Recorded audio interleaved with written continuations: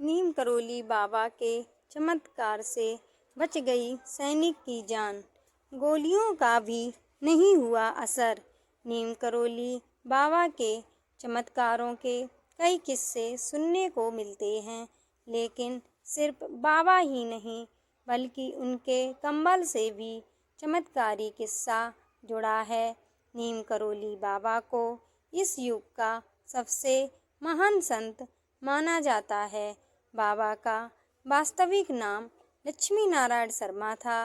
नीम करोली बाबा हनुमान जी के परम भक्त थे, लेकिन उन्हें भक्त हनुमान जी का अवतार मानते थे।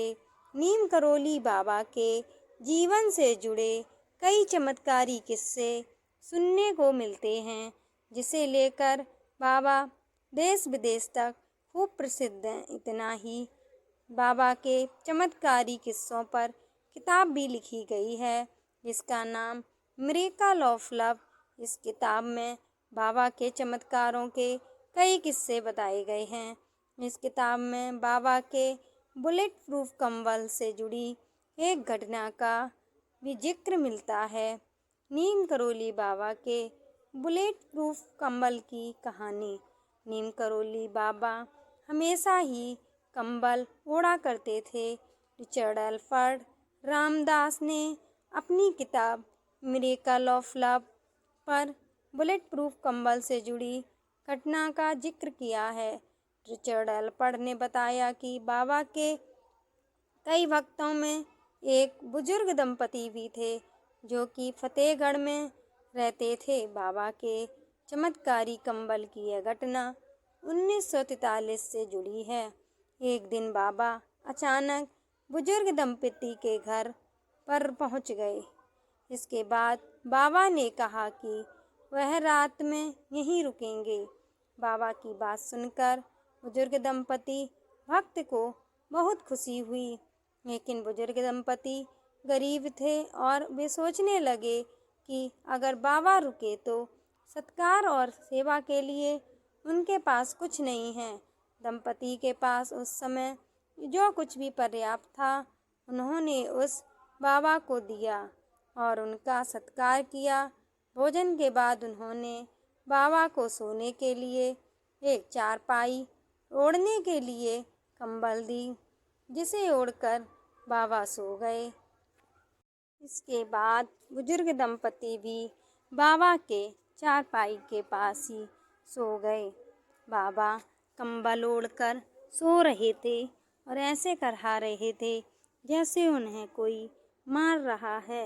दंपति सोचने लगे कि बाबा को आखिर क्या हो गया। जैसे तैसे रात बीती और सुबह हो गई। बाबा ने सुबह चादर लपेटकर बुजुर्ग दंपति को दे दी और कहा कि इसे गंगा में प्रवाहित कर देना, लेकिन इसे खोलकर नहीं देखना, वरना मुसीबत में फंस सकते हो। बाबा ने यह भी कहा, आप चिंता न करें, आपका बेटा महीने भर के भीतर लौट आएगा।